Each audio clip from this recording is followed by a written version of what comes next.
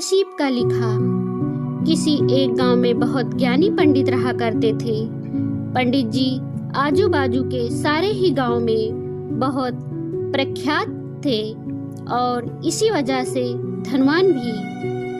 पंडित जी का परिवार ज्यादा बड़ा नहीं था।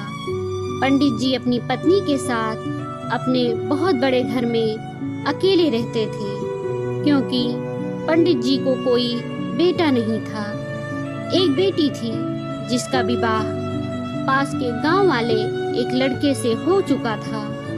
पंडित जी ने शादी से पहले अपने होने वाले दामाद की अच्छे से जांच पड़ताल की थी और अपनी बेटी का भविष्य भी ठीक से पढ़ा था। तब जाकर उन्होंने बेटी की शादी की थी, लेकिन चंद सालों में ही पंडित जी का दामाद बुरी आदतों के चंगुल में फंस गया। जुआ और शराब की बुरी लत ने उन्हें सड़क पर लाकर खड़ा कर दिया था। अपनी बेटी की ऐसी दुर्दशा देखकर पंडित जी की पत्नी काफी दुखी होती थी और अक्सर पंडित जी को कहा करती थी, तुम जाकर उनकी मदद कराओ। पंडित जी हमेशा अपनी बीवी को यह कहकर उनकी मदद करने के लिए मना कर देता था कि अभी कुछ समय तक उनका बुरा वक्त चलना है। हम चाहे कितनी ही कोशिश कर लें, जो उनके नसीब में नहीं है वह उन्हें नहीं मिल पाएगा। पंडित जी की ऐसी बातों से उनकी पत्नी काफी दुखी हो जाया करती थी और मन ही मन सोचती थी कि कैसा स्वार्थी पिता है, अपनी बेटी को इतने कष्टों में देखकर भी उसकी मदद करने के लिए मना करते हैं। आखिर भगवान ने जो इतना सारा धन्य धान्य दिया है उसका क्या करेंगे। हमें कोई और औलाद भी तो नहीं है, ले देकर एक यही बेटी है और उसके लिए भी कुछ नहीं करेंगे तो किसके लिए करेंगे।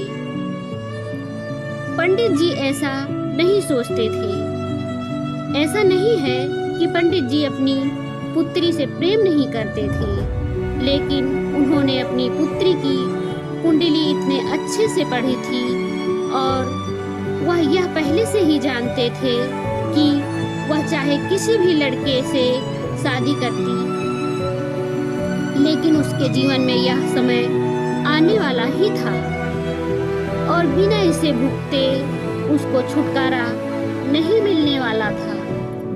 एक दिन खाने पीने के लिए भी मोहताज हो चुके पंडित जी के बेटी और दामाद उनके घर पर आए। पंडित जी ने और उनकी बीवी ने दोनों का खूब आदर सत्कार किया और खूब अच्छा खाना खिलाया।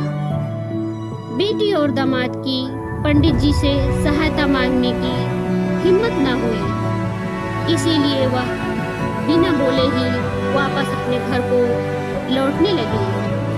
लेकिन माँ तो माँ होती है, पंडिताइन से रहा नहीं गया और बिना पंडित जी की इजाजत के उन्होंने चोरी छुपे बूंदी के लड्डू बनाकर उसमें सोने के सिक्के रख दिए और बेटी और दामाद को दे दिए, ताकि बेटी और दामाद की कुछ आर्थिक सहायता हो सके।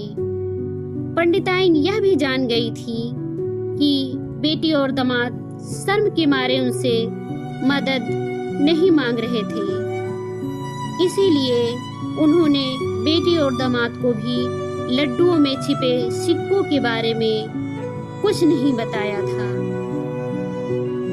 जाहिर सी बात है कि जब वो लोग घर पर जाकर लड्डू खाएंगे तो उन्हें उसमें सोने के सिक्के मिल जाएंगे। इस तरह बिना उनके मांगे ही उन तक मदद पहुंच जाएगी। सोचकर पंडिताइन मन ही मन अपने बेटी की मदद करने के लिए खुश होने लगी। पंडित जी के दामाद और बेटी उन दोनों का आशीर्वाद लेकर अपने घर के लिए रवाना हो गए। उन दिनों गाड़ियां तो होती नहीं थी, घोड़ा गाड़ी या बैलगाड़ियां चलती थी। पैसे ना होते तो और चीजों की लेन देन से भी व्यवहार होता था। बेटी और दामाद का गांव पंडित जी के घर से कोसों दूर था, फिर भी पैसों की कमी के चलते वह पैदल चलकर अपने गांव की तरफ निकल पड़े। थोड़ी दूर ही चले थे कि पंडित जी की बेटी के पैर में मोच आ गई और अब उसको चलना भी मुश्किल हो गया। पंडित जी के दामाद ने जब देखा कि उसकी बीबी अब बिल्कुल चलने में सक्षम नहीं है तो उसने एक टांगा अपने घर तक किराए पर ले लिया। दोनों पति पत्नी टांगे में बैठकर घर तक पहुंच गए, लेकिन टांगे वाले को देने के लिए उनके पास पैसे नहीं थे। इसीलिए पंडिताइन ने जो बूंदी के लड्डू उन्हें दिए थे वही किराए के तौर पर उस टांगे वाले को दे दिए। टांगे वाला बूंदी के लड्डू लेकर वहां से चला गया। टांगे वाले अपने घर की तरफ जा रहा था, तभी उसे एक हलवाई की दुकान दिखी। उसने सोचा कि थोड़े से बूंदी के लड्डुओं से मेरे घर के लोगों का पेट थोड़ी भरने वाला है। इससे अच्छा मैं इन बूंदी के लड्डुओं को बेचकर उनसे कुछ चावल खरीद लेता हूँ। टांगे वाले ने बूंदी के लड्डू हलवाई को बेच दिए। जिस गांव में वह हलवाई रहता था उसी गांव में एक आदमी ने अपने घर पर पूजा रखी थी और उसी पंडित को उस पूजा के लिए बुलवाया था। पूजा में लगने वाले प्रसाद के लिए उस आदमी ने उसी हलवाई से बूंदी के लड्डू लिए जहां पर उस टांगे वाले ने बेचे थे। हलवाई ने भी उस आदमी को टांगे वाले से खरीदे हुए लड्डू ही दिए, पहले दिए ताकि वह खराब न हो जाए, क्योंकि वह नहीं जानता था यह लड्डू कब बने हैं। पूजा खत्म होने पर दक्षिणा और बूंदी के लड्डू लेकर जब पंडित जी अपने घर आए और खाना खाने बैठे तो प्रसाद में लाए बूंदी के लड्डू खाते वक्त लड्डू से सोने का सिक्का निकला। इस घटना को देखकर पंडिताइन की आंखों से आंसू बहने लगे। पंडित जी ने जब पंडिताइन से उनके रोने का कारण पूछा तो पंडिताइन ने पंडित जी को सब कुछ बताया और पंडित जी से उनकी बातों पर भरोसा न करने के लिए माफी मांगी। पंडित जी ने पंडिताइन के आंसू पोंछे और कहा कि तुम्हारी तरह मैं भी हमारी बेटी को बहुत प्रेम करता हूँ, लेकिन अगर हम उसकी अब मदद करते हैं तो दामाद हमसे हमेशा ऐसे ही मदद की अपेक्षा रखेगा और अपनी बुरी आदतों को कभी नहीं छोड़ेगा। पंडिताइन भी अब पंडित जी की बातों से सहमत हो गई।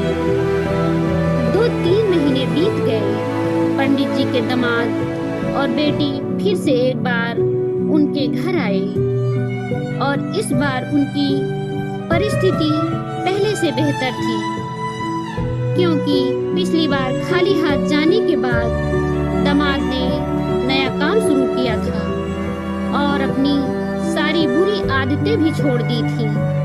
दोस्तों, नसीब का लिखा नहीं बदलता, लेकिन हम बुरी आदतों को छोड़कर अच्छे कर्म करेंगे तो नसीब भी हमारा साथ देगा।